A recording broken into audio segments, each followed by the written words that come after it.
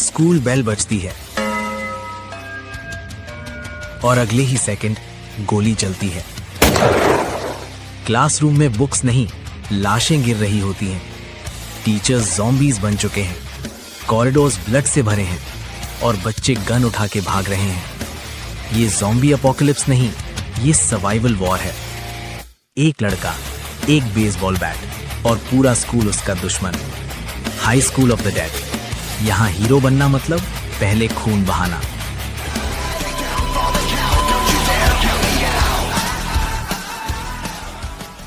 Episode की शुरुआत होती है टकाशी, रे और हिसाशी के साथ, जो स्कूल के रूफटॉप पर उन लोगों से, ज़ॉम्बीज से लड़ रहे होते हैं। वो एस्ट्रोलॉजी प्लेटफॉर्म की तरफ बढ़ते हैं, जहां हिसाशी रे को एक ज़ॉम्बी के बाइट से बचा लेता है। फिर स्टोरी कुछ घंटे पहले फ्लैशबैक में चली जाती है। टकाशी अपनी चाइल्डहुड क्रश रे के बारे में उदास बैठा होता है। साया उसे समझाती है कि ऐसे मोपिंग करेगा तो पढ़ाई में पीछे रह जाएगा, लेकिन जब उसे लगता है कि बात बेकार जा रही है तो वो क्लास के लिए चली जाती है। टकाशी देखता है कि कुछ जिम टीचर्स स्कूल गेट पर एक अजीब आदमी को रोक रहे हैं। वो आदमी कोई रिस्पॉन्स नहीं देता। जब तेशिमा उसे जबरदस्ती हटाने की कोशिश करता है तो वो आदमी उसे काट लेता है। तेशिमा ब्लड लॉस से मर जाता है। बाकी टीचर्स उसे उठने को कहते हैं और वो उठता भी है, लेकिन एक ज़ॉम्बी बनकर। वो हयाशी को काट लेता है और बाकी टीचर्स डर के मारे भाग जाते हैं। टकाशी ये सब देख लेता है और तुरंत रे की क्लासरूम में जाकर सबको वार्न करने के लिए भागता है। टकाशी क्लासरूम में घुस जाता है। सब शॉक्ड होते हैं। टीचर बोलता है कि उसे अंदर नहीं आना चाहिए था। टकाशी रे का हाथ पकड़ता है और कहता है कि हमें यहाँ से निकलना होगा। रे मना कर देती है और टकाशी उसे थप्पड़ मार देता है ताकि वो सीरियस हो जाए। हिसाशी और रे टकाशी की बात मान लेते हैं। हिसाशी कुछ वेपन्स उठा लेता है जस्ट इन केस टकाशी की बात सच निकले। रे कहती है वो अपने फादर को कॉल करेगी, जो पुलिस ऑफिसर हैं। हिसाशी बोलता है उसे वेपन्स की जरूरत नहीं, क्योंकि वो कराटे में ब्लैक बेल्ट है। रे पुलिस लाइन पर कॉल करती है, लेकिन लाइन काम नहीं कर रही होती, जो ऑलमोस्ट कभी नहीं होता। तभी इंटरकॉम ऑन होता है और अनाउंसमेंट होती है कि स्कूल में वायलेंट इंसिडेंट हुआ है और सब स्टूडेंट्स को इवैक्यूएट करना चाहिए। अनाउंसमेंट के बीच ही अनाउंसर पर एक ज़ॉम्बी अटैक कर देता है और वो मर जाता है। इसी वक्त कोहता अपनी क्लासरूम से क्रॉल करता हुआ बाहर आता है और साया टकाशी और रे को स्कूल से निकलते हुए देखती है।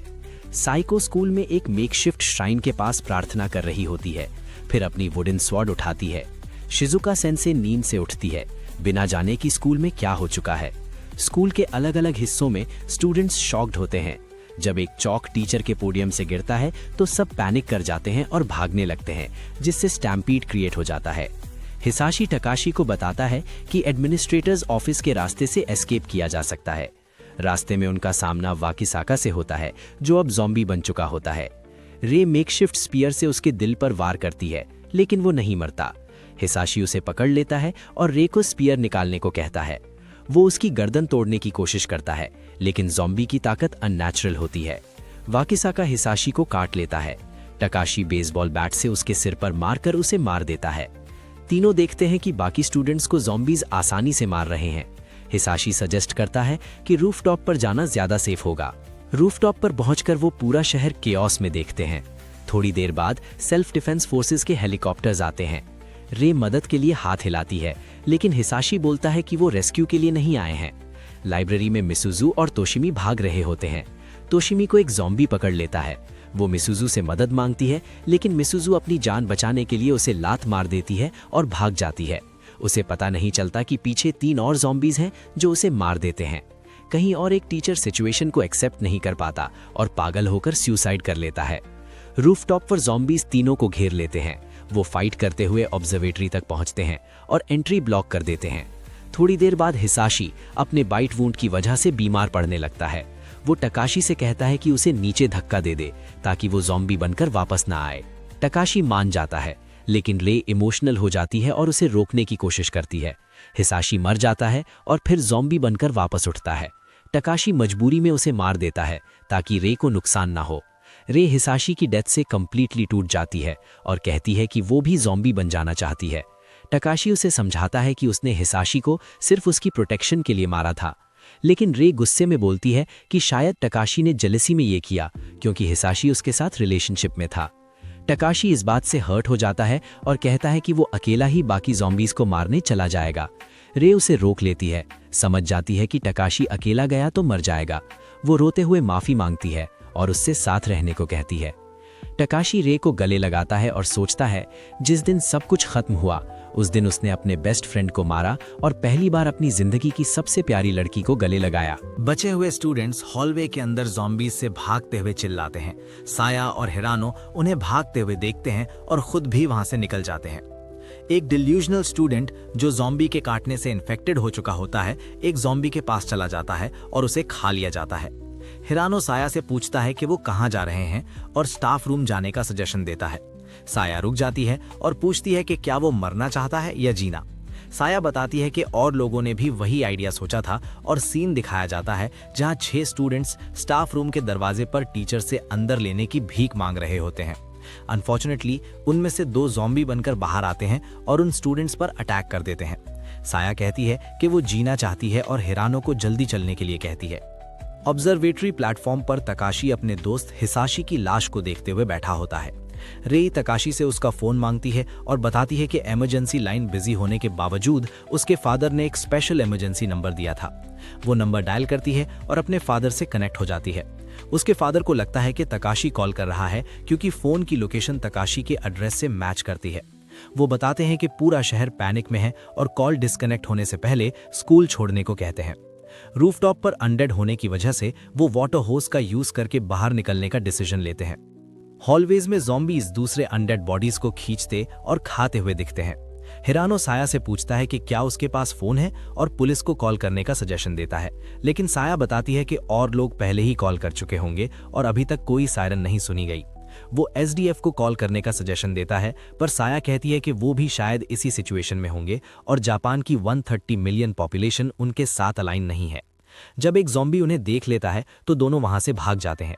साया अपसेट होती है क्योंकि पैनिक के दौरान कोमोरो उसे छोड़कर भाग गया था। नर्स ऑफिस में काजू अपने दोस्त ओकाडा को ज़ॉम्बी बनते हुए देखता है। वो घबराकर आईवी पोल उठाता है और ओकाडा के सर पर मारता है और माफी मांगता है। शिजुका सिचुएशन को समझते हुए कहती है कि वो पुलिस या फायर डिपार्टमेंट से कांटेक्ट नहीं कर सकती और मेडिकल सप्लाईज इकट्ठी करती है। नर्स होने के बावजूद वो समझ जाती है कि जो लोग बाइट हो जाते हैं उन्हें बचाया नहीं जा सकता और वो मरने के बाद वापस जिंदा हो जाते हैं। कई ज़ॉम्बीज नर्स ऑफिस में घुस जाते हैं। काजू उनसे लड़ने की कोशिश करता है पर जल्दी ही ओवरपावर्ड हो जाता है। वो शिजुका को भागने के लिए कहता है, लेकिन शिजुका उसका नाम याद न होने पर सरप्राइज्ड होती है। तभी और ज़ॉम्बीज शिजुका को घेर लेते हैं पर साइटो सबको मार देती है। वो काजू को अपना नाम बताती है और उसका नाम पूछती है।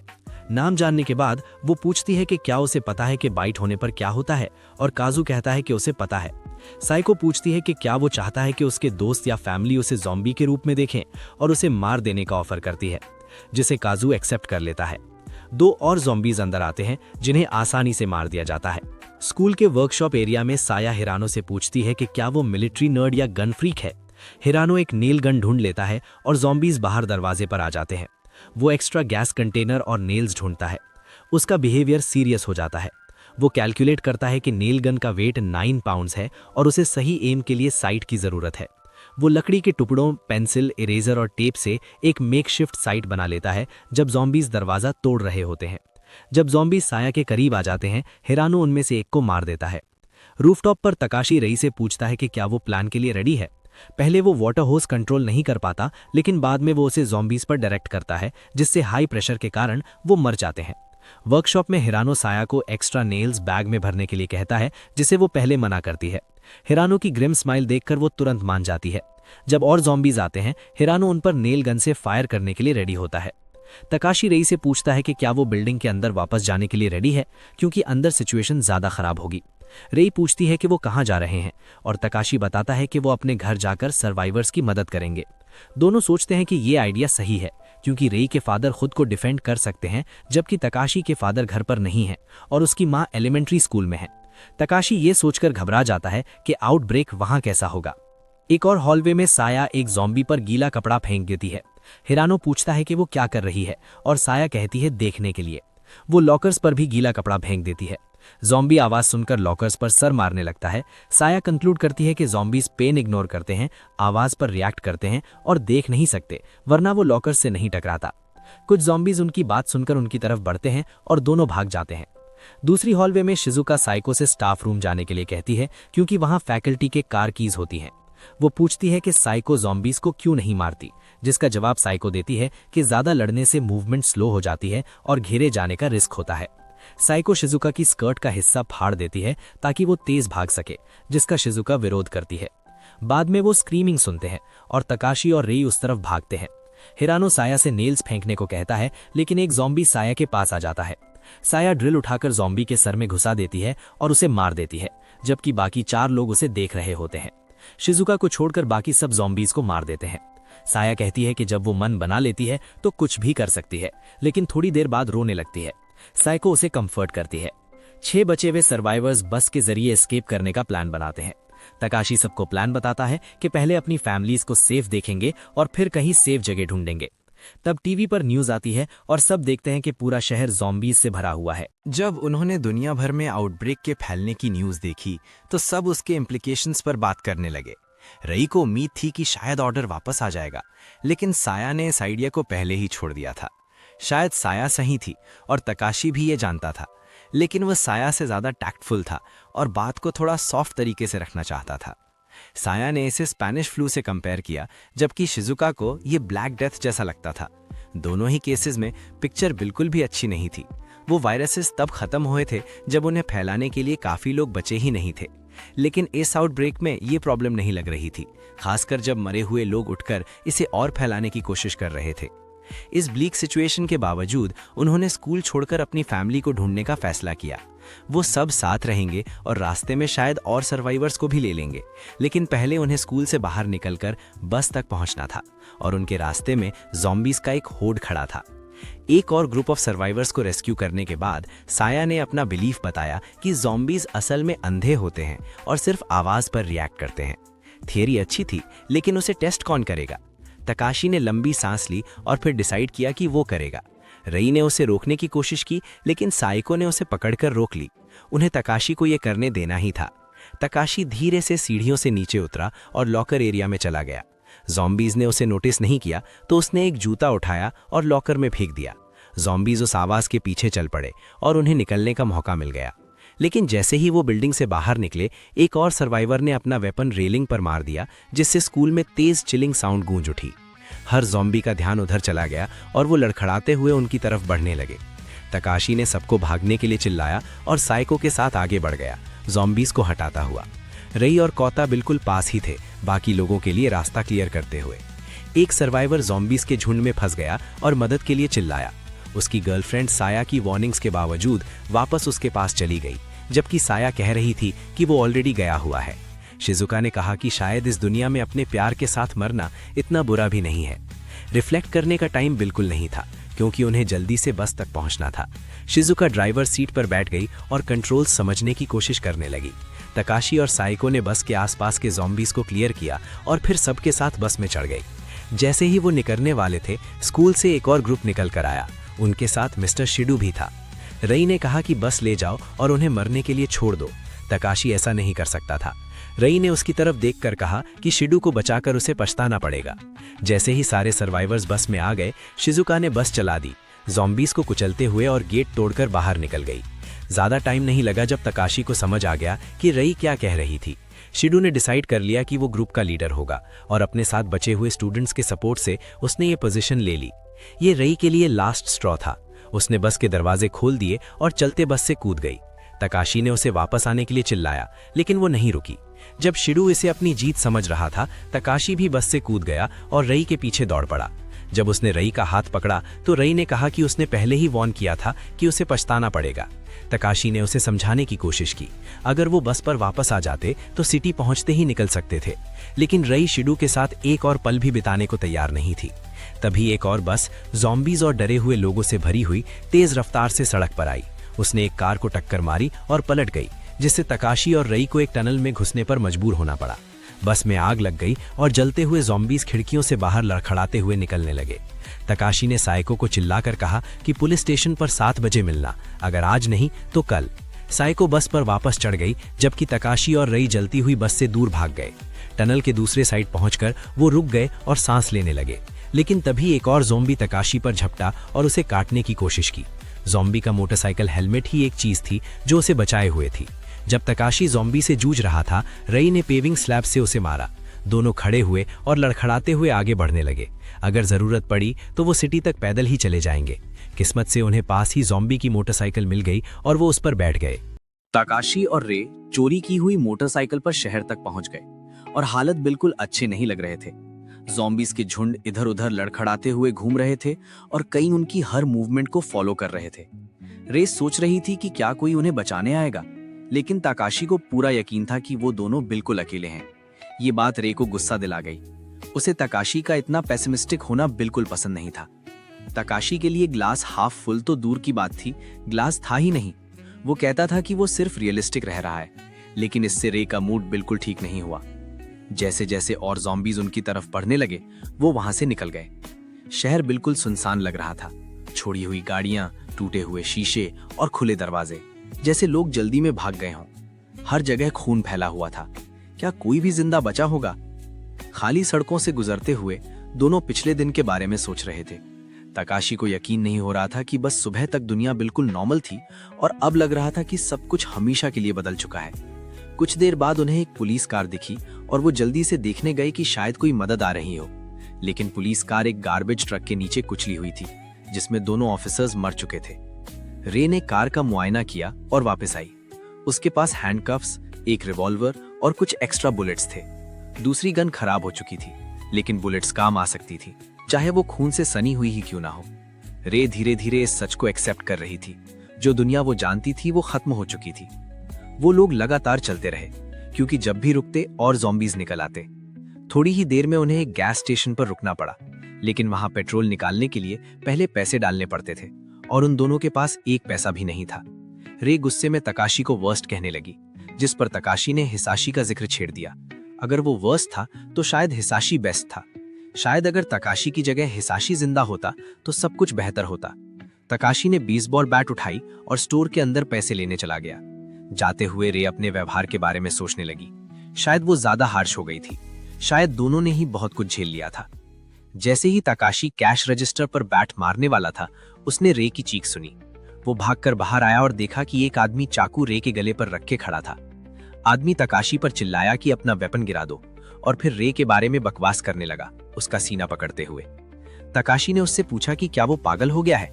हाँ, वो बिल्कुल पागल था। उसने बताया कि उसी दिन उसने अपनी पूरी फैमिली को मार दिया था, जब वो वॉकिंग कॉर्प्सेस बन गए थे। उसने सबके सर कुचल दिए थे। तो हाँ, वो थोड़ा पागल तो था ही। उसने तकाशी से कहा कि बाइक में पेट्रोल भरो और फिर कीज दे दो। तकाशी ने बेसबॉल बैट फेंक दी। मेटल की आवाज पूरी सड़क में गूंज उठी। बाइक में पेट्रोल भरने के बाद तकाशी धीरे धीरे रे को पकड़े हुए आदमी की तरफ बढ़ा। आदमी ने चिल्लाकर तकाशी को रुकने को कहा और धमकी दी कि अगर वो पास आया तो वो उसे मार देगा। तकाशी ने पूछा कि अगर वो बाइक ले ले तो क्या वो दोनों को जाने देगा, लेकिन ऐसा होने के चांसेस कम ही थे।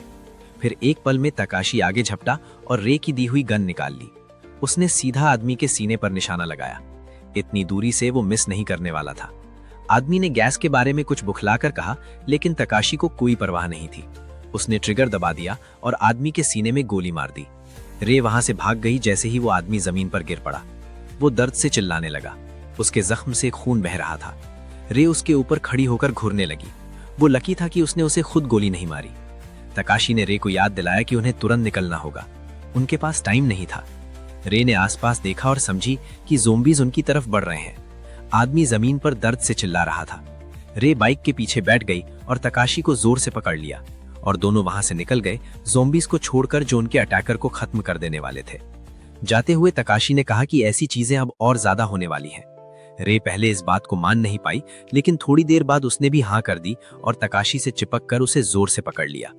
वो पूरी रात चलते रहे और एक मिलिट्री सर्वेलेंस प्लेस ने उन्हें देख लिया, जो ब्रिज क्रॉस करते वक्त थोड़ी देर उनके साथ साथ उड़ी। उम्मीद है कि बाकी लोग अभी भी जिंदा होंगे। कांसाई इंटरनेशनल एयरपोर्ट पर, जो टोक्यो के पास एक आर्टिफिशियल आइलैंड पर बना है, प्लेन सर्वाइवर्स को एक सेफर लोकेशन ले जाने के लिए रेडी हो रहे थे। लेकिन उससे पहले उन्हें रनवे पर भर चुके ज़ॉम्बीज़ से निपटना जरूरी था। यहीं पर रिका मिनामी और उसका पार्टनर ताजिमा, जो प्रीफेक्चुरल पुलिस डिपार्टमेंट से था, ज़ॉम्बीज़ को खत्म करने के लिए मौजूद थे। जब काम हो गया, प्लेन टेक ऑफ कर गया और दोनों फ्यूचर के बारे में बात करने लगे, जो भी फ्यूचर बचा हो। रिका ने बताया कि उसे अपनी एक फ्रेंड के पास वापस जाना है, इसलिए वो ज्यादा देर तक यहाँ रुकने वाली नहीं थी। स्कूल बस में वापस शिजुका बोर हो रही थी। ट्रैफिक बहुत देर से मूव नहीं हुआ था और वो बाकी सबके साथ फंसी हुई थी जो भागने की कोशिश कर रहे थे। साया खिड़की से बाहर देख रही थी, एक प्लेन को दूर जाते हुए देखते हुए। शिडो को ग्रुप का कल्ट लीडर बनते सुनना उसके लिए बर्दाश्त से बाहर हो गया। उसने कोटा को जगाया और समझाया कि फ्यूचर छोटे छोटे ग्रुप्स का होगा जो सिर्फ अपना ख्याल रखेंगे और उन्हें डिसाइड करना होगा कि उनका ग्रुप कौन सा है। कोटा समझ गया कि उन्हें शिडो से दूर होना चाहिए। साइको और शिजुका भी मान गए। शिजुका ने तो यहाँ तक कह दिया कि शिडो थोड़ा सा डूश है। शिडो ने बस के आगे क्या चल रहा है ये सुन लिया और उनके इरादों पर सवाल उठाया। साया ने उससे साफ कह दिया कि उसका उससे कोई लेना देना नहीं है और ये कोई स्कूल ट्रिप नहीं है, इसलिए वो जा रही है। वो सब जा रहे हैं, लेकिन शिडो ने कहा कि वो उन्हें रोक नहीं सकता, पर शिजुका को जाने नहीं देगा। एक डॉक्टर उस ग्रुप के लिए बहुत ज्यादा इंपॉर्टेंट थी जिसका वो ख्याल रख रहा था। कोटा उनके बीच आ गया और नील गन से एक शॉट फायर किया जो शिडो के गाल को छूते हुए निकल गया। उसने कहा कि उसने जानबूझकर मिस किया था और अगर चाहता तो उसे मार सकता था, और वो चाहता भी था। शिडो ने स्कूल में उसका बार बार मजाक उड़ाया था। कोटा पहले सब सह लेता था, पर अब उसे जरूरत नहीं थी। उसने बाकियों से कहा कि वो बस से उतर जाएं, जब तक वो शिडो पर नजर रखे। उन्हें सोचने के लिए बिल्कुल भी टाइम नहीं चाहिए था। साइको ने तो पीछे मुड़कर कोटा को देखा और कहा कि वो कितना मैनली बिहेव कर रहा है। फिर वो भी पीछे पीछे आ गया, शिडो को उसके फॉलोअर्स के सामने गुस्से और बेइज्जती की हालत में छोड़कर। बाकी लोग जल्दी से ट्रैफिक के बीच से निकल गए क्योंकि ब्रिज उनके काम का नहीं था। पुलिस ने ब्रिज को बैरिकेड कर रखा था और किसी को भी चांस देने के मूड में नहीं थी, जैसे कुछ बेवकूफ स्टूडेंट्स को समझ आ गया। इस बीच रे और तकाशी भी नदी पार करने की कोशिश कर रहे थे। उनका एक वायलेंट ग्रुप से छोटा सा इनकाउंटर हुआ जो जिंदा या मरे हुए हर चीज पर अटैक कर रहा था, पर मोटरसाइकिल की वजह से वो बच निकले। फिर जब वो धीरे हुए और सोचने लगे कि कहाँ जाना चाहिए, उन्होंने गन शॉट सुना। नहीं, गन शॉट नहीं, वो नेल गन की आवाज थी। तकाशी ने समझा कि वो लोग उनके आगे वाले ब्रिज पर हैं और सबसे तेज तरीका वहां पहुंचने का एक पार्क ट्रांसपोर्ट ट्रक का यूज करना है जिसका रैंप नीचे था। रे को लगा वो पागल हो गया है, पर ऑब्जेक्शन करने में देर हो चुकी थी। वो हवा में उड़े, सीधा ब्रिज पर लैंड करते हुए और फाइट के बीचों बीच पहुंच गए। रे बाइक से कूदी और अटैक कर दिया। तकाशी ने रिवॉल्वर कोटा की तरफ फेंका और फिर साइको की मदद के लिए बढ़ गया। उसने साइको का हाथ पकड़ा और उसे स्लिंग शॉट की तरह बाकी बचे ज़ॉम्बीज की तरफ फेंक दिया। उसने पल भर में उन सबको काट गिराया और फिर तकाशी को चेक करने दौड़ी। दोनों एक दूसरे को देखकर बहुत खुश थे और बिल्कुल सही टाइम पर मिले थे, लेकिन अभी भी नदी पार करने का कोई रास्ता नहीं था। खुशकिस्मती से शिजुका की एक फ्रेंड का पास ही में एक अपार्टमेंट था। उसके पास एक हमवी भी थी जो काम आ सकती थी। तकाशी शिजुका को अपनी मोटरसाइकिल पर वहां ले गया, ये चेक करने के लिए कि जगह सेफ है या नहीं, और शिजुका को ये काफी पसंद आया। बाकी सबको लेने वापस जाने के बाद वो लोग रात के लिए वहां रुक गए, लेकिन कॉम्प्लेक्स के अंदर ज़ॉम्बीज मौजूद थे। इस बार ज़ॉम्बीज से भागने के बजाय उन्होंने पहली बार इस सब के शुरू होने के बाद सीधा उनसे लड़ने का फैसला किया। जिंदा मुर्दों से भागते हुए 24 घंटे से ज्यादा हो चुके थे, इसलिए फाइनली एक सेफ जगह मिलना सबके लिए बहुत बड़ी रिलीफ थी। इस मौके का फायदा उठाते हुए लड़कियों ने बाथ लेने और रिलैक्स करने का डिसीजन लिया। क्योंकि किसी को नहीं पता था कि गर्म पानी कब तक मिलेगा, इसलिए सब एक साथ ही बाथरूम में चली गईं और तकाशी और कोता को अपार्टमेंट एक्सप्लोर करने के लिए छोड़ दिया। ज्यादा देर नहीं लगी उन्हें एक कैबिनेट मिलने में जो एमो और एक क्लॉसबो से भरा हुआ था। उसके बगल में एक और कैबिनेट था जो लॉक्ड था। जरूर उसके अंदर भी कुछ काम का सामान होगा। जब वो लॉक तोड़ने की कोशिश कर रहे थे, बाथरूम से तेज चीखने और हंसने की आवाजें आ रही थीं। कोटा ने कहा कि शायद उन्हें एक झलक ले लेनी चाहिए, लेकिन तकाशी ने कमेंट किया कि वो जिंदा रहना ज्यादा पसंद करेगा। दोनों इस बात पर अग्री हुए और वापस लॉक तोड़ने में लग गए। जैसे ही दरवाजा खुला, कोटा लगभग पागल ही हो गया। अंदर कई वेपन्स थे और सब जापान में इल्लीगल थे। पार्ट्स खरीदे जा सकते थे, लेकिन इस तरह असेंबल करना कानून के खिलाफ था। आखिर शिजुका की दोस्त कौन थी? उसने बताया था कि रिका एक्स मिलिट्री है और पुलिस फोर्स के लिए काम करती है, लेकिन ये सामान किसी नॉर्मल कॉप का नहीं लग रहा था। जब कोटा ने तकाशी से मैगजीन्स लोड करने में मदद मांगी, तकाशी ने पूछा क्या उसने पहले एयरसॉफ्ट के साथ किया है। तब कोटा ने बताया कि वो यूनाइटेड स्टेट्स गया था, जहां उसने एक एक्स डेल्टा फोर्स कमांडर के साथ ट्रेनिंग ली थी। तकाशी खुश था कि वो दोनों एक ही साइड पर थे। पास के ब्रिज पर सिचुएशन तेजी से बिगड़ रही थी। पुलिस को ऑर्डर मिला था कि ब्रिज को बचाने और इन्फेक्टेड को पार करने से रोकने के लिए कोई भी तरीका अपनाओ, लेकिन वहां आम लोग भी थे जो भागकर बचने की कोशिश कर रहे थे। एक ग्रुप प्रोटेस्टर्स का था जो गवर्नमेंट पर बायोलॉजिकल वेपन रिलीज करने का इल्जाम लगा रहे थे। तब एक औरत अपनी बेटी को उठाए ब्रिज के बीच आ गई, मदद की भीख मांगते हुए। किसी को रिएक्ट करने का मौका मिलता उससे पहले ही लड़की ने झटका लिया और अपनी मां की गर्दन में दांत काट दिए। औरत ने बेटी को गिरा दिया और मर गई। फिर वो खुद खड़ी हुई और पुलिस ब्लॉकेट की तरफ लड़खड़ाती हुई चलने लगी।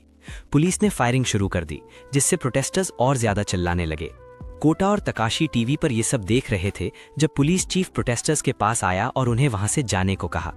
जब उन्होंने मना किया, उसने उनके लीडर को सीधा सिर में गोली मार दी। कुछ सेकंड्स बाद ही टीवी ब्रॉडकास्ट कट हो गया। वो दोनों चुपचाप बैठे हुए ये सब सोच ही रहे थे कि अचानक किसी ने तकाशी को पीछे से पकड़ लिया। शिजुका ने उसके अराउंड आर्म्स डाल लिए और उसके गाल पर किस कर दिया। उसका टावल मुश्किल से उसके बूब्स को संभाल पा रहा था। उसने कोटा को भी किस किया और उन्हें सेफ रखने के लिए थैंक यू बोला। लेकिन लग रहा था कि वो थोड़ी ड्रंक थी या थकी हुई या फिर बात की वजह से ज्यादा गर्म हो गई थी। तकाशी को उसे नीचे ले जाना पड़ा सोने के लिए, वरना वो गिर जाती। लेकिन स्टेयर्स पर रेई मिल गई और उसने इशारा किया जैसे वो किसी चीज को इंटरप्ट कर रही हो। शिजुका को बेड पर लिटाने के बाद तकाशी किचन में खाना लेने गया। फ्रिज से निकलते ही उसने साइको की आवाज सुनी जो कह रही थी कि स्नैक थोड़ी देर में रेडी हो जाएगा। उसने मुड़कर थैंक यू बोलना चाहा और तब उसने देखा कि साइको सिर्फ थॉन्ग और एप्रन पहने हुई थी।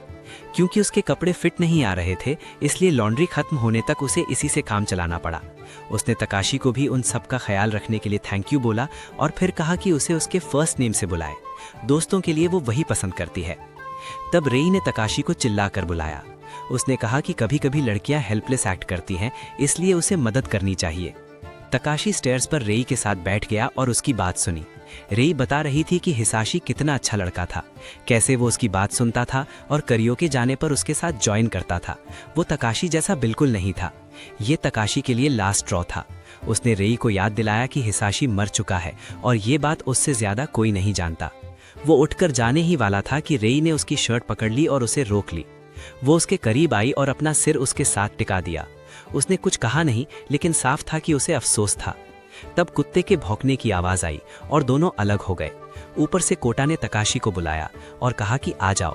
क्योंकि ब्रिज पूरी तरह से ब्लॉक हो चुका था, ज़ॉम्बीज वापस उनके नेबरहुड में आ गए थे। वो हमेशा वहीं थे, उनसे एक कदम पीछे। शिजुका और साया अभी भी सो रहे थे। रई स्टेयर्स पर तकाशी के लौटने का वेट कर रही थी, जबकि साइको अभी भी उनके लिए खाना बना रही थी। बालकनी पर कोटा और तकाशी देख रहे थे कि कैसे ज़ॉम्बीज ब्रिज से वापस आ रहे थे और नीचे की स्ट्रीट्स को भर रहे थे। तकाशी सर्वाइवर्स की मदद करना चाहता था, लेकिन वो क्या कर सकते थे। पहले ही ये ग्रुप को अपने साथ लेने का उनका एक्सपीरियंस बुरा रहा था। साइको भी वहां आ गई और जल्द ही तकाशी को याद दिलाया कि वो सबको बचा ही नहीं सकते, ये मुमकिन ही नहीं था। उन्होंने ब्रिज पर पुलिस का हाल देखा था और वो लोग इस तरह के सिचुएशंस के लिए ट्रेंड थे। आखिर 5 हाई स्कूल स्टूडेंट्स और एक स्कूल डॉक्टर क्या ही कर सकते थे। तकाशी साइको की ब्लंट बात से थोड़ा डिसअपॉइंटेड हो गया, लेकिन साइको ने उसे रीअश्योर किया कि उसे भी ये पसंद नहीं है, पर ये कड़वी सच्चाई है। वो वापस कोटा के पास चला गया और नीचे लोगों को अपनी जिंदगी के लिए लड़ते हुए देखने लगा, जबकि वो खुद रिलेटिव सेफ्टी में बैठे हुए थे। नीचे पूरा मैसेकर चल रहा था। ज़ॉम्बी जिंदा लोगों को घेर रहे थे और उन्हें चीर फाड़ रहे थे। थोड़ी देर बाद तकाशी ने और देखना बंद कर दिया और बाइनोक्यूलर्स कोटा को दे दिए ताकि वो वॉच रखे। लेकिन कोटा ने कुछ ऐसा देख लिया था जिससे वो नजर नहीं हटा पा रहा था। उसने एक आदमी और एक छोटी सी लड़की को देखा जो डेस्परेट होकर छुपने के लिए सेफ जगह ढूंढ रहे थे। बाप उसे एक घर के पास ले गया जहां सारी लाइट्स ऑन थीं और भीख मांगने लगा कि उन्हें अंदर ले लो। उसे अपनी परवाह भी नहीं थी, बस इतना चाहता था कि उसकी बेटी को अंदर ले लिया जाए। अंदर से किसी ने उसे वापस जाने को कहा। मजबूर होकर उसने धमकी दी कि वो दरवाजा तोड़ देगा। तब किसी ने कहा, रुक जाओ, वो दरवाजा खोल रहे हैं। दरवाजा खुलते ही उसके चेहरे पर मुस्कान आ गई, लेकिन अगले ही पल एक छड़ी पर लगा चाकू गैप से अंदर घुसा और सीधा उसके सीने में घुस गया। अंदर का आदमी अपनी फैमिली के बीच खड़ा घबराकर माफी मांगता रहा जब दरवाजा जोर से बंद हो गया। वो आदमी पीछे की तरफ गिर गया और गिरते गिरते गेट भी खुल गया। छोटी लड़की अपने बाप के पास भागी, उसकी आंखों में आंसू भर आए। उसकी शर्ट पहले ही खून से लाल हो चुकी थी। उसने लड़की के हाथ पकड़े और उसे छुप जाने को कहा।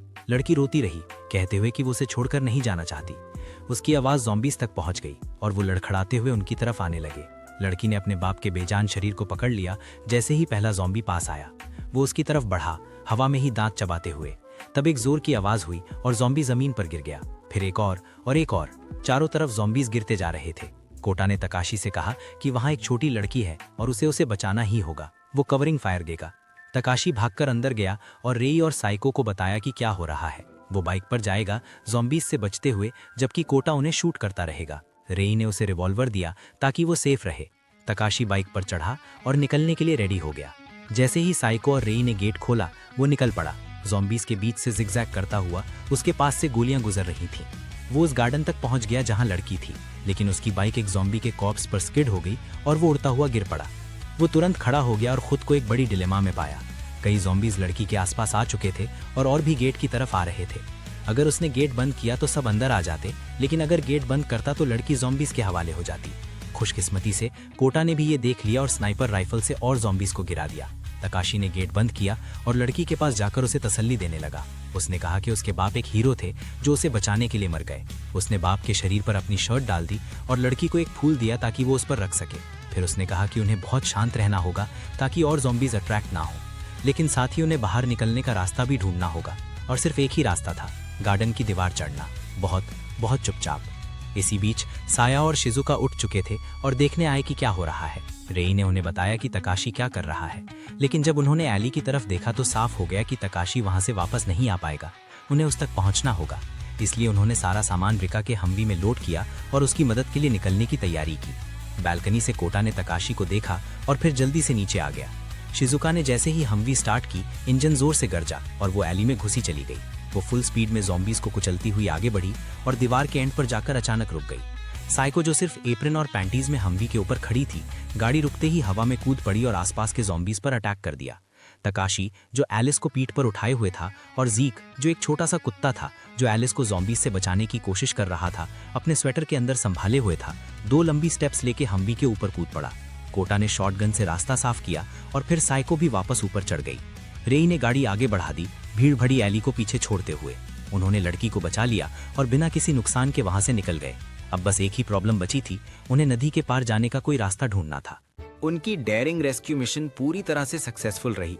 हाँ, उन्हें रीका का अपार्टमेंट तैयार होने से पहले ही छोड़ना पड़ा, लेकिन फिर भी वो हमवी में इतना सामान लोड कर पाए थे कि काफी टाइम तक काम चल जाए। जैसे ही तकाशी और एलिस अंदर आए, वो रोड पर निकल पड़े, नदी के पार जाने का कोई रास्ता ढूंढते हुए।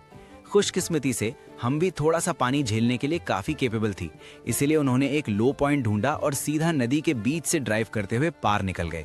जब वो क्रॉस कर रहे थे, कोटा और एलिस छत पर बैठकर गाने गा रहे थे, जो साया को थोड़ा इरिटेट कर रहा था।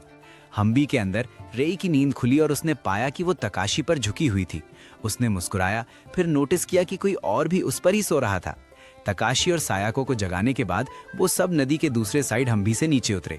जल्दी में निकलने की वजह से कोई भी इस सिचुएशन के हिसाब से प्रॉपर्ली ड्रेस्ड नहीं था। तकाशी और कोटा हमवी के आगे खड़े होकर बात कर रहे थे, जबकि लड़कियां शिजुका के लाए हुए कपड़ों से अपने लिए कुछ आउटफिट्स बना रही थीं।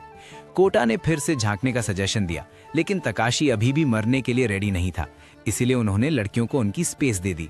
उनके आउटफिट्स वाकई काफी इंटरेस्टिंग थे, हाई स्कूल यूनिफॉर्म्स और मिलिट्री फैशन का मिक्स।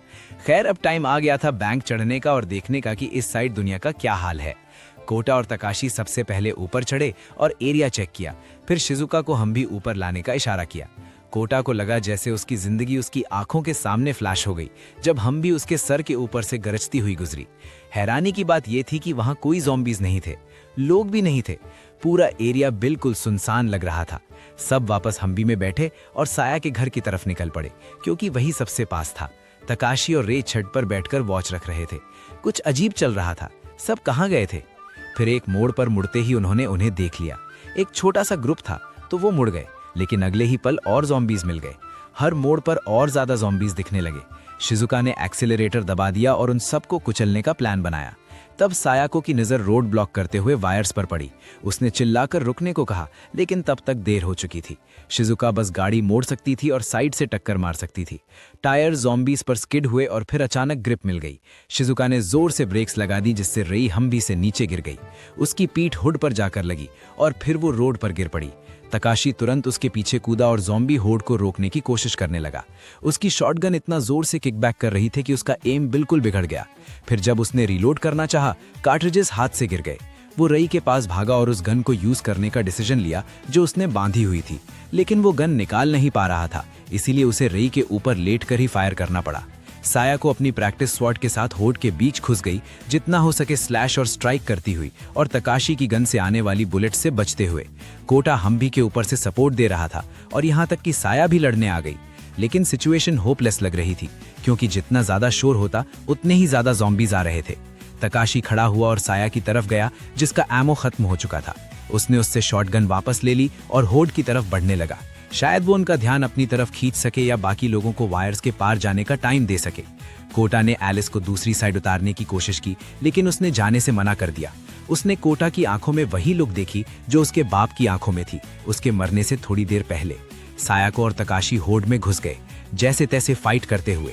वो चीखने लगे और अपने वेपन जमीन पर मारने लगे ताकि ज़ॉम्बीज का ध्यान अपनी तरफ खींच सके, लेकिन ये काफी नहीं था। आखिरकार सायाको और तकाशी होड से निकल आए और फिर भी जितना हो सके उतना शोर मचाते रहे। कुछ ज़ॉम्बीज उनके पीछे आए, लेकिन ज्यादातर वापस बाकी लोगों की तरफ मुड़ गए। क्या उन्हें बस देखना पड़ेगा जब होड उन सबको घेर लेगा? तब उन्हें आवाजें सुनाई दी। वायर्स के दूसरी तरफ कुछ लोग आ गए थे, फायर फाइटर जैसे हाई पावर्ड वाटर गन्स के साथ। उन्होंने ज़ॉम्बीज को पीछे ढकेल दिया और सबको वायर्स के पार निकालने में मदद की। उनकी लीडर ने कहा कि वो बाद में गाड़ी लेने वापस आ जाएंगे, लेकिन अभी उनकी जान बचाना सबसे ज्यादा जरूरी था, खासकर क्योंकि वो साया की माँ थी। साया भागकर अपनी माँ की बाहों में चली गई और उसे जोर से गले लगा लिया। फिर उसने ज़ॉम्बीज की तरफ देखा और तकाशी और सायाको को बुलाया, उन्हें अपने घर आने को कहा। क्योंकि होड के बीच से कोई रास्ता नहीं था और तकाशी एरिया को जानता था, उसने सर हिलाकर हाँ की और फिर कोई और रास्ता ढूंढने के लिए मुड़ गया। इतना सब कुछ होने के बावजूद उसने कभी खुद को इतना ज्यादा जिंदा महसूस नहीं किया था। वो खुद को पावरफुल, ऑलमोस्ट इनविंसिबल महसूस कर रहा था। वो बाकी सबसे जल्द ही मिल जाएंगे। साया की माँ के बाकी सबको रेस्क्यू करने के बाद तकाशी ने साइको से कहा कि उसे एरिया अच्छे से पता है और वो उन्हें साया के घर तक ले जाएगा। लेकिन जैसे जैसे वो साया के घर के करीब पहुंचते गए, ज़ॉम्बीज की संख्या बढ़ती गई। काश उसके पास अभी भी उसकी बाइक होती। तभी तकाशी की नजर एक बाइक शॉप पर पड़ी और वो अंदर चला गया। साइको टैंडम राइड के लिए ज्यादा इंटरेस्टेड नहीं लग रही थी, आखिर ये कोई डेट थोड़ी थी। खुशकिस्मती से उन्हें एक मिलिट्री डिजाइंड एटीवी मिल गई। ये बिल्कुल परफेक्ट थी। साइको ने जो सप्लाईज उसे जरूरी लगे वो इकट्ठा किए और उसके पास बैठ गई। एटीवी की आवाज से ज़ॉम्बीज स्ट्रीट से हटने वाले नहीं थे, लेकिन तकाशी के पास एक प्लान था। वो वापस नदी की तरफ दौड़ पड़े और रिवर बैंक पर जाकर जोर से रुक गए। ज़ॉम्बीज भी लड़खड़ाते हुए उनके पीछे नीचे आ गिरे, लेकिन उन्हें ज्यादा देर तक रोका नहीं जा सका। वो फिर से खड़े हुए और उनकी तरफ बढ़ने लगे। कोई बात नहीं, तकाशी इसके लिए तैयार था। उसने एटीवी को रेव किया और सीधा नदी में घुसा दिया। आखिर ये एक एम्फीबियस एटीवी थी, लेकिन उसने ये नहीं सोचा था कि पानी के छपाके का साइको की यूनिफॉर्म पर क्या असर पड़ेगा। उसने पीछे देखा और देखा कि उसकी भीगी हुई शर्ट पूरी तरह सी थ्रू हो चुकी थी। मुश्किल से अपना कंपोजर संभालते हुए तकाशी ने एटीवी को नदी के बीच एक सैंड बैंक पर ले जाकर रोका। कम से कम थोड़ी देर वहां रेस्ट कर सकते थे। साइको ने अपनी गीली यूनिफॉर्म उतारकर एक प्लेन टैंक टॉप पहन ली। तकाशी ने हल्का फुल्का बातचीत करने की कोशिश की, उससे पूछते हुए कि क्या उसका कभी बॉयफ्रेंड रहा है या कोई क्रश था, लेकिन उसने उस शख्स के बारे में ज्यादा बताया नहीं। जब ज़ॉम्बीज इधर उधर भटक कर चले गए तो वो एटीवी पर वापस रिवर बैंक आए और साया के घर की तरफ बढ़ते रहे। रात होने वाली थी और लग रहा था कि अंधेरा ज़ॉम्बीज को और एडवांटेज दे रहा है।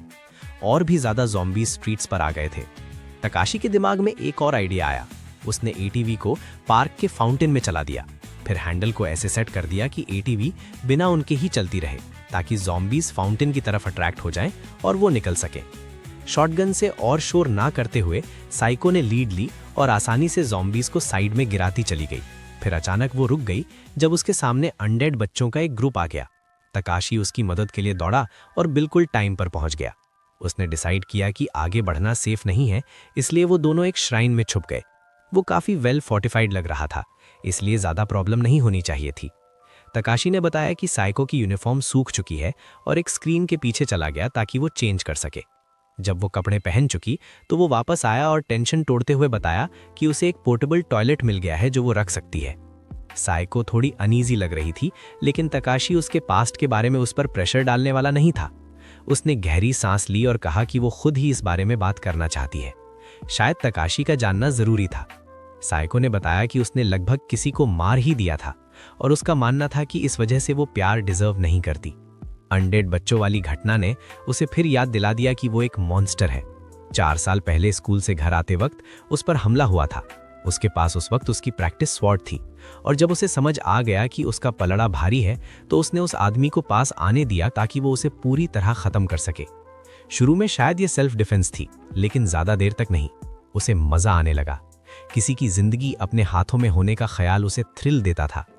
तकाशी ने उसे रीअश्योर करने की कोशिश की कि ये कोई बड़ी बात नहीं है। आउटब्रेक शुरू होने के बाद से उसे भी ऐसा ही महसूस हो रहा था। साइको ने कहा कि वो हमेशा से ऐसी ही थी, बस तकाशी सिचुएशन के हिसाब से अडैप्ट कर रहा था। आखिर कौन उस जैसे मॉन्स्टर से प्यार करेगा? तकाशी ने साइको की आंखों में देखा और फिर अपना हाथ उसके हाथ पर रख दिया। पीछे कैंडल की रोशनी हिल रही थी जब वो उसकी तरफ झुका। अगली सुबह वो श्राइन से बाहर निकले और देखा कि ज़ॉम्बीज बाहर इकट्ठा हो रहे हैं। साइको फिर से जम गई। श्राइन में मिली कटाना के बावजूद वो आगे नहीं बढ़ पा रही थी। तकाशी ने हार मानने से मना कर दिया। वो साइको के पीछे दौड़ा और उसे पकड़ लिया। उसने कहा कि वो उसे जैसे वो है वैसे ही एक्सेप्ट करता है, उसे उसकी ज़रूरत है। थोड़ी देर रुकने के बाद साइको ने कहा कि अब वो बेटर फील कर रही है और आगे बढ़ने के लिए रेडी है। उसने अपनी ब्लेड निकाली और ज़ॉम्बीज के होड़ में घुस गई, आसानी से मांस और हड्डियां काटती हुई। तकाशी बस देखता रह गया जब साइको ने अकेले ही पूरे होड़ को खत्म कर दिया। वो फिर साया के घर की तरफ बढ़े। चलते चलते साइको ने तकाशी से पूछा कि जो उसने कहा था क्या वो सच था? बाकी का रास्ता वो हाथ पकड़कर चलते हुए पूरा किया और बैक गेट पर एक दूसरे को बाहों में लिए पहुंच गए। साया उन्हें देखकर बहुत खुश हुई, लेकिन इस बात से ज्यादा इंप्रेस नहीं थी कि वो दोनों और ज्यादा क्लोज हो गए थे। गेट खुलते ही एलिस और जीक उनका स्वागत करने के लिए तैयार खड़े थे। साइको और तकाशी को सेफली साया के घर पहुंचे हुए कुछ दिन हो चुके थे। इस बीच जैसे तैसे सब कुछ आउटब्रेक से पहले जैसा लगने लगा था। हाँ, रेई अभी भी अपनी बैक इंजरी से रिकवर कर रही थी और उसकी पीठ पर नमिंग लोशन लगाना जरूरी था। तकाशी ने उसे पकड़कर रखा जब शिजुका ने अपना पर्सनल हीलिंग ऑइंटमेंट उसकी पीठ पर लगाया। जब शिजुका का काम खत्म हो गया, रेई ने तकाशी की तरफ देखा और उसे डांट दिया। साफ था कि उसे उम्मीद थी कि ऑइंटमेंट तकाशी लगाएगा, शिजुका नहीं। जो भी हो, वो गुस्से में थी और उसने तकाशी को बाहर निकल जाने को कह दिया। रेई के गुस्से से बचकर भागते हुए तकाशी का सामना कुछ आदमियों से हुआ जो भारी बॉक्सेस उठा रहे थे। उसने मदद ऑफर की, लेकिन उन्होंने कहा कि ये मर्दों का काम है और उससे कहीं और जाकर प्रिटी बनने को कहा। तकाशी उनकी बात सुनकर हैरान रह गया। तभी साइको किमोनो पहने सामने आ गई, जिससे तकाशी बिल्कुल ऑफ गार्ड हो गया। दोनों के बीच थोड़ी ऑकवर्ड सी बात हुई जो तब इंटरप्ट हुई जब साया अपनी मां पर चिल्लाने लगी। जब तकाशी ने जानने की कोशिश की कि क्या हो रहा है, साया उस पर ही चिल्लाई और गुस्से में चली गई। उसके बाद साया की मां यूरिको तकाशी से टकरा गई। उसने तकाशी से कहा कि वो साया से बात करे क्योंकि वो दोनों किंडरगार्टन से एक दूसरे को जानते थे। हाँ, जैसे साया उसकी बात सुनेगी। साया गुस्से में चली गई और गैराज में कौता को गन्स पर काम करते हुए ढूंढा। तभी एक वर्कर आया और कौता से कहा कि उसे रियल गन्स के साथ खेलना नहीं चाहिए। कौता ने माफी मांगी, लेकिन साया बीच में आ गई और उस वर्कर को डिसमिस कर दिया। उसने कौता से पूछा कि उसने उस आदमी को अपने साथ ऐसे बात कैसे करने दी। अब चीजें पहले जैसी नहीं रही थीं। उन सब ने उतना ही सहा था, उतना ही झेला था। उसने कहा कि चीजें बदलने वाली हैं और उन्हें डिसाइड करना होगा कि वो कौन सा रास्ता चुनेंगे। साया ने सबको इकट्ठा किया ताकि फ्यूचर के बारे में बात हो सके। क्योंकि रेई अभी मूव नहीं कर सकती थी, इसलिए सब उसके रूम में जमा हुए, जो उसे बिल्कुल पसंद नहीं आया। उन्हें ये डिसाइड करना था कि क्या वो उसके पेरेंट्स के ग्रुप के साथ मिलेंगे या अलग रहेंगे। साइको ने अग्री किया। अगर वो यहीं रहे तो उन्हें बच्चों की तरह ट्रीट किया जाएगा और उनकी कोई बात नहीं सुनी जाएगी। अगर वो अलग गए तो उन्हें खुद सर्वाइव करना पड़ेगा, लेकिन डिसीजंस उनके अपने होंगे। फिर साया अपने पेरेंट्स पर रैंट करने लगी और कहने लगी कि उन्हें हर चीज़ परफेक्ट चाहिए होती है। तकाशी ने उसे याद दिलाया कि किसी को नहीं पता कि उनके पेरेंट्स जिंदा हैं या मर चुके हैं, इसलिए उसे थोड़ा शांत रहना चाहिए। रूम का टेंशन कंट्रोल से बाहर हो रहा था। तभी फ्रंट गेट पर शोर हुआ और सब बाहर की तरफ भागे। साया के पिता सोइचिरो तकागी और ज्यादा सर्वाइवर्स और सप्लाईज के साथ लौट आए थे। उनके आदमियों में से एक को बाइट लग चुका था और उसे एक केज में लाया जा रहा था। सोइचिरो ने कहा कि जैसे ही किसी को बाइट लग जाता है वो उनका फैमिली या फ्रेंड नहीं रहता। केज खुली और ज़ॉम्बी उसकी तरफ दौड़ा। एक ही वार में सोइचिरो ने अपने पुराने दोस्त का सर काट दिया, जिससे सब देखने वाले स्टन रह गए। पहले से ही टेंशन हाई थी और कौता ने स्वॉर्ड्स की यूजलेसनेस पर अटैक कर दिया, जो साइको को बिल्कुल चुप गया। जब तकाशी ने बीच में आने की कोशिश की, कौता उस पर भी भड़क गया और वहां से भाग गया। तकाशी को हिस्ट्री क्लास की एक कहानी याद आई, म्यूटिनी ऑन द बाउंटी, और कैसे सेलर्स तहीती के स्वर्ग जैसे अनुभव के बाद अपनी पुरानी जिंदगी में वापस नहीं जा पाए थे। अब उसे उसका मतलब समझ आ रहा था। जो कुछ भी उन्होंने झेला था, उसके बाद वो फिर से सिर्फ टीनेजर्स कैसे बन सकते थे। तब एलिस ने तकाशी को ढूंढा और उसे अपने साथ चलने को कहा। कौता ट्रबल में था। उन्होंने कौता को गार्डन में ढूंढा जहां वर्कर्स उसे घेर कर खड़े थे और उससे गन्स छोड़ने को कह रहे थे क्योंकि वो बस एक बच्चा था। इसी बीच सया और साइको नए वर्ल्ड को लेकर एक टेंस डिस्कशन में थे। तब सोइचिरो और यूरिको तकागी गार्डन में आए और पूछा क्या हो रहा है। सोइचिरो तुरंत समझ गया कि कौता ने बहुत कुछ झेला है और वो सिर्फ एक बच्चा नहीं है जैसे उसके वर्कर्स उसे समझ रहे थे। लेकिन इतनी इंटिमिडेटिंग प्रेजेंस के सामने कौता चीजें एक्सप्लेन नहीं कर पा रहा था। तकाशी आगे आया और उसका डिफेंस किया। सोइचिरो को बताया कि कौता ने उसकी बेटी की जिंदगी एक से ज्यादा बार बचाई है। सया भी वहां आ गई और उसकी बात सपोर्ट की, यहाँ तक कि अपने माँ बाप को भी डांट दिया कि जब उसे उनकी जरूरत थी तब वो वहां नहीं थे। इसी दौरान शिडो के एक स्टूडेंट ने हाल ही में सया का घर ढूंढ लिया था और शिडो को इसकी रिपोर्ट दे रहा था। उसे लगता था कि वो उन्हें अपने ग्रुप में शामिल कर लेंगे और इससे उनकी सेफ्टी इंश्योर हो जाएगी। शिडो उसके काम से खुश था और वापस बाकी लोगों को अपनी हवस पर चलती जिंदगी जीते हुए देखने लगा। लगता था कि रेई को शिडो को फिर से बताने का मौका मिलेगा कि वो उसके बारे में क्या सोचती है। मिस्टर शीडो अपने ग्रुप को साया के घर ले आया था, रिफ्यूज ढूंढने के बहाने, और शायद और भी इनोसेंस को करप्ट करने के लिए। वो उनकी जवानी की मासूमियत का फायदा उठा रहा था और ये दावा कर रहा था कि वो बस एक गुनाहगार अडल्ट है जिसे उनकी मदद चाहिए। ये पूरी तरह से एक कल्ट बन चुका था। शीडो ने तो उस स्टूडेंट को भी बाहर छोड़ दिया जो साया के घर की रिपोर्ट लेकर आया था, ताकि ज़ॉम्बीज उसका ख्याल रख लें। कौन जाने उसकी फिसलन भरी जुबान और गंदी सोच वहां और कितना नुकसान करेगी। इसी बीच साया को पता चला कि कोर्टयार्ड में उसके पिता के किए गए काम को लेकर सर्वाइवर्स गुस्सा हो रहे थे। काफी लोग इस बात से चिपके हुए थे कि ये एक किलिंग पैंडेमिक है और जो लोग इन्फेक्टेड हैं वो मरे हुए नहीं हैं, बल्कि शायद उन्हें बचाया जा सकता है। इसी वजह से वो खुद को या साया या उसके पिता के कहने पर मर्डरर बनने से इनकार कर रहे थे। उन्हें समझाना मुमकिन नहीं था। कौटा ने साया की कोशिशों की तारीफ की, लेकिन साथ ही उन लोगों के साथ सिंपैथी भी दिखाई। उसे समझ आता था कि उन चीजों को इग्नोर करना कैसा होता है जिनसे आप डील नहीं करना चाहते। आखिर हाई स्कूल उन्होंने इसी तरह तो निकाला था। तकाशी उनकी सोच से काफी इम्प्रेस था, जो साया और कौटा को और खुश कर गया, क्योंकि उनका मानना था कि तकाशी को ही लीडर होना चाहिए।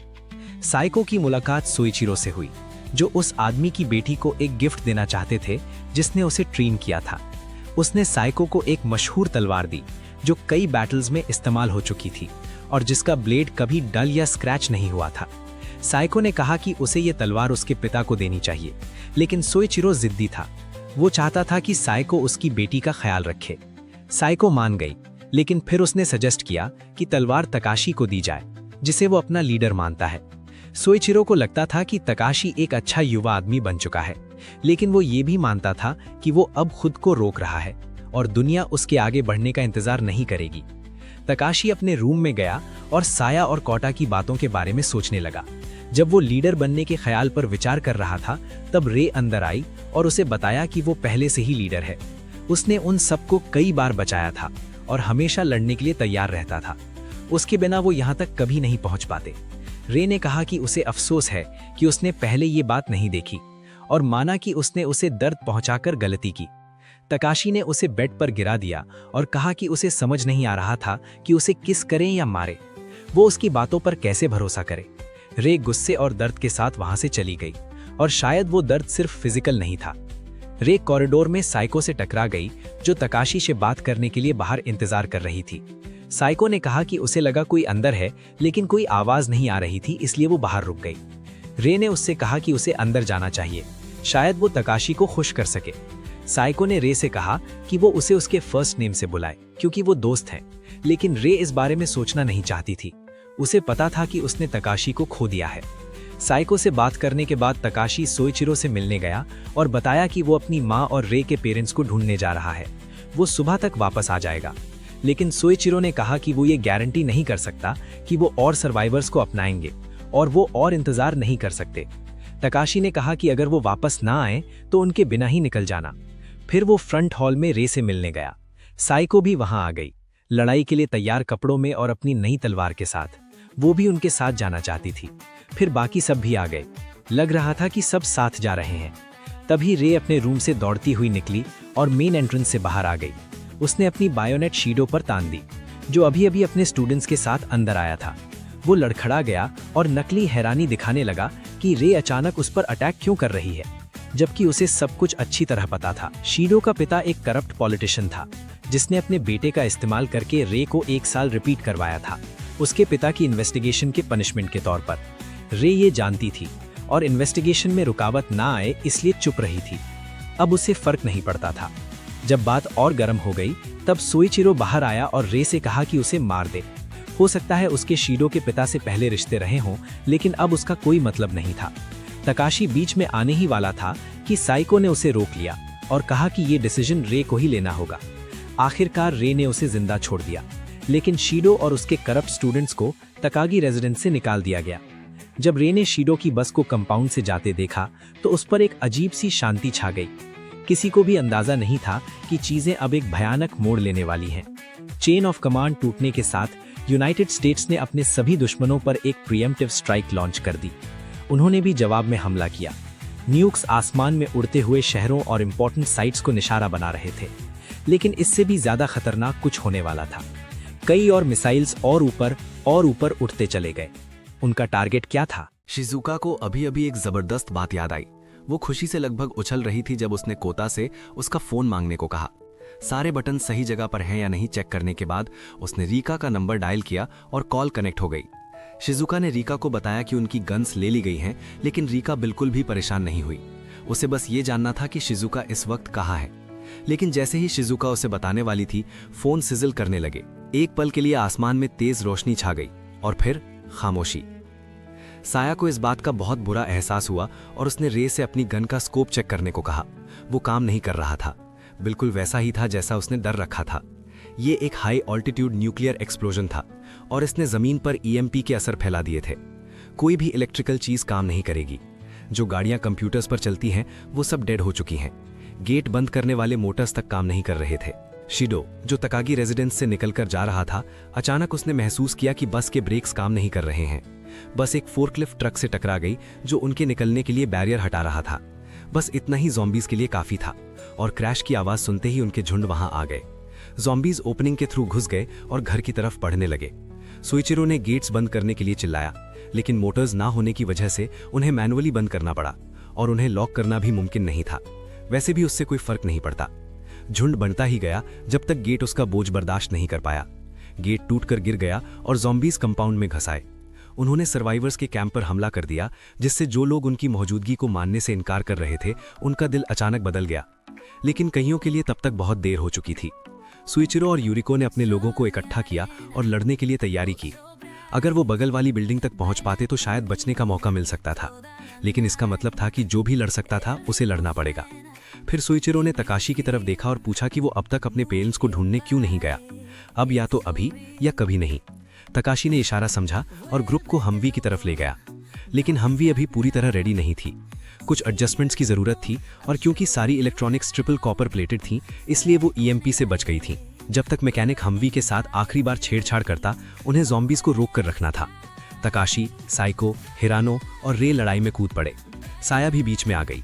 फिर शिजुका पर चिल्लाई कि वो एलिस और जीक के साथ हमवी में बांट जाए। जब ऑल क्लियर मिल गया, शिजुका ने इंजन स्टार्ट कर दिया। बाकी सब वापस दौड़े और भागने की तैयारी की, लेकिन अभी भी उनके और एग्जिट के बीच काफी ज़ॉम्बीज थे। सोइचिरो और यूरिको कोर्टयार्ड के बीच में लड़ रहे थे जब हम भी उनके पास से तेज रफ्तार में निकल गई। साया ने विंडो से देखा जब वो अपने पेरेंट्स को पीछे छोड़कर जा रही थी। साया के जाने के बाद सोइचिरो और यूरिको पूरी ताकत से लड़ सकते थे। उन्होंने उसके लिए जो कर सकते थे कर दिया था और उन्हें भरोसा था कि अब वो खुद अपना ख्याल रख सकती है। ऊपर से उसके पास अच्छे और मजबूत दोस्त भी थे। जब छोटा परिंदा घोंसला छोड़ता है तो हमेशा दुख होता है, लेकिन अब उन्हें रोकने वाला कुछ नहीं था। हमवी एग्जिट की तरफ दौड़ रही थी, लेकिन पास पहुंचते ही उन्होंने देखा कि शिदो की बस रास्ता रोककर खड़ी थी। हैरानी की बात यह थी कि शिजुका ने हमवी को 2 पहियों पर उठाकर संभाल लिया और बैलेंस बनाए रखा। तकाशी ने साइको का हाथ पकड़ा और उसे अंदर खींच लिया जब वो बैरिकेड तोड़ते हुए आगे निकल गए। उन्होंने कर दिखाया, वो बच गए। लेकिन आराम का कोई वक्त नहीं था। वो अपने परिवारों की तलाश में आगे बढ़ते रहे। सबसे पहले वो तकाशी की माँ और रे के पेरेंट्स को ढूंढेंगे, उसके बाद शिजुका की दोस्त रीका को। लेकिन कुछ भी कभी प्लान के मुताबिक नहीं होता। ज्यादा डैमेज होने की वजह से उन्हें हमवी छोड़नी पड़ी। पैदल आगे बढ़ने पर मजबूर होते हुए उन्हें एक मॉल मिला और उन्होंने फैसला किया कि उसे चेक करना चाहिए।